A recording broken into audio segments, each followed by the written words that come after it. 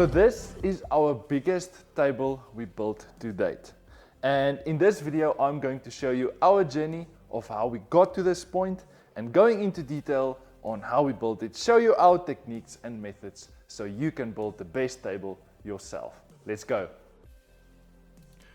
So this specific slab we got in stock. We bought this slab from a town called Tzaneen. It's about 4.5 hours drives from where I stay in Pretoria. And we bought this specific slab in early this year at May 2021, and it stood in the kiln oven for about 4 months, and we had it in stock for about 2 months before we got the right client for this big table. So we're going to start off. If you guys are following me right from the beginning, you would know that we are not in favor of sealing our live edges, and there's a number of reasons we don't do it. But for this specific table, our client wants a high gloss see-through finish, and that's why we seal our edges.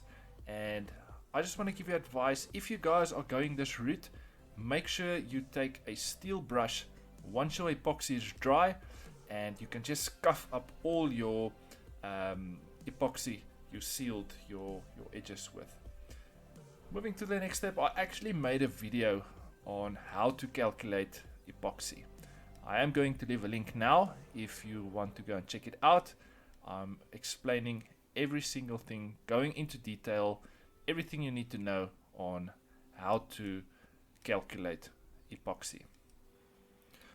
Just as any other epoxy project, this is the absolute most fun part of your project, is where you pour your epoxy. And if you guys know me, we unfortunately can't afford deep casting epoxy. That's why we buy epoxy that we need to cast in layers. And that's also a question we get a lot from our supporters and our fans on social media. And they continuously ask us why we don't pour one go. Answer is simple: deep casting epoxy is just too expensive, and to push our tables up and make it more expensive, and then it's just going to be harder to sell them, and we can't be competitive with our competitors out there, if it makes any sense.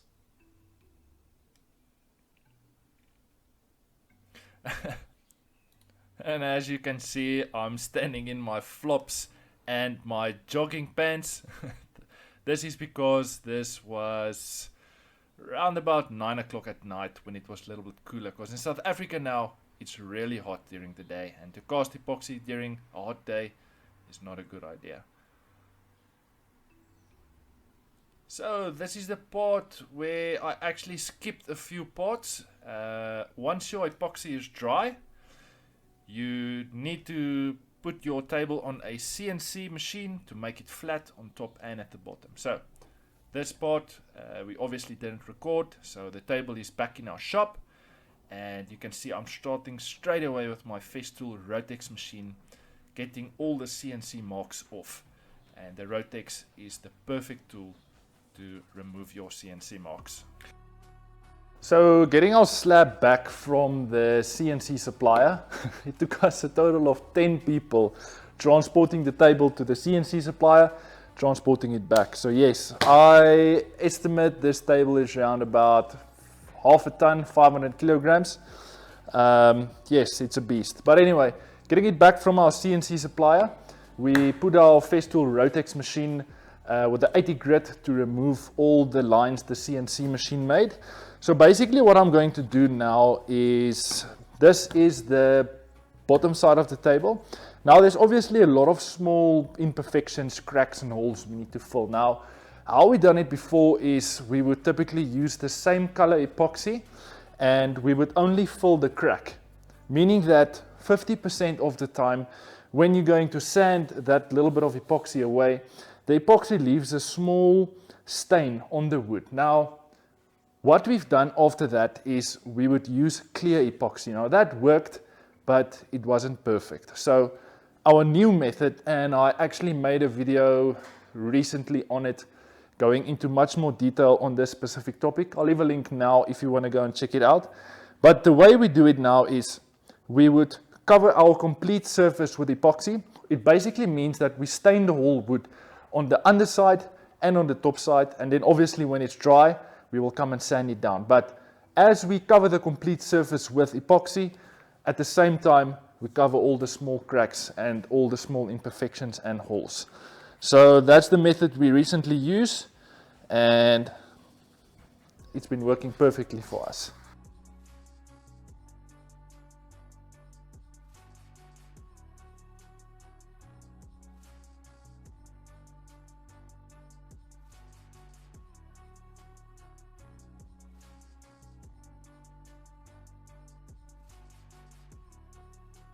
So after applying your epoxy over your complete surface, I waited about a day and a half for that epoxy to set, and then using my Rotex machine again, on the Rotex setting, you removing all the epoxy from your table, and then we're going to start the sanding process from here. And as I mentioned before in a lot of our previous videos, if you're going to build a table, always make sure you build your mold slightly bigger, so when you make a mistake there is room for error. So we build all our tables slightly bigger, and then we just cut it to its final size once we are busy with the sanding process. And this method is a guaranteed that your table will finish on the exact dimensions you gave your client.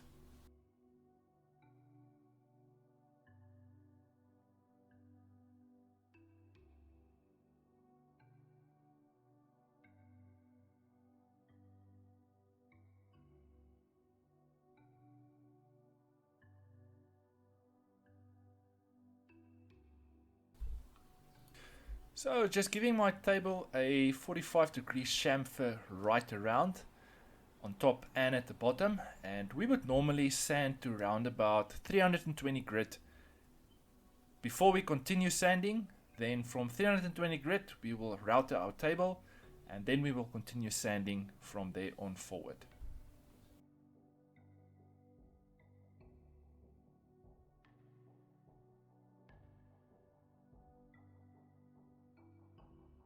So how do we get a high gloss see-through finish on all our tables? I actually made a video specifically on this table where I'm going into intense detail on the methods and the techniques we take in getting a high gloss see-through finish on all our tables. This video is going to be launched next week. But in a nutshell, you basically sand your table from 80 grit all the way to 1500 grit. Then we've got the Festool polish system. They got 3 different polishes with 3 different polish pads, and that's basically the method we take in getting a high gloss see-through finish on all our tables. We're going to start off with the orange pad, which is a medium sponge pad with the orange polish compound. Then we're going to move to the medium to fine sponge pad with the blue polish compound. Then the last step in polishing our table, we're going to move to the white sponge pad, which is a very fine pad with the final polish compound. This system is specifically designed in getting a super high gloss finish on all your tables.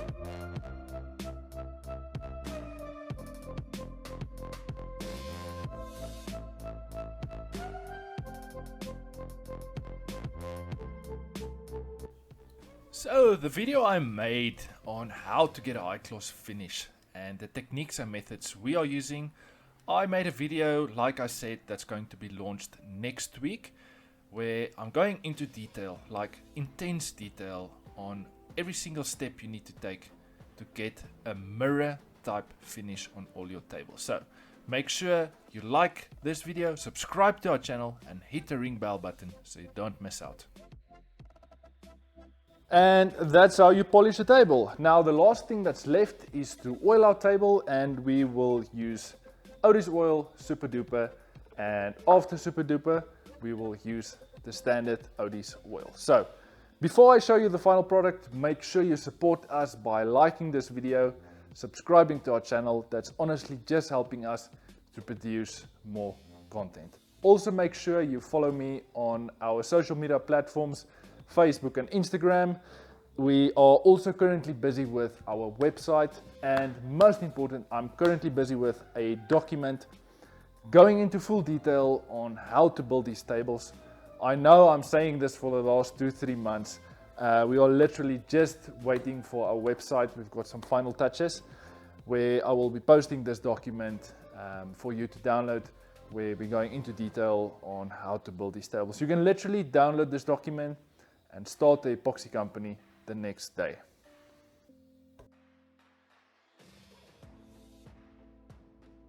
So the good news is our website is officially done.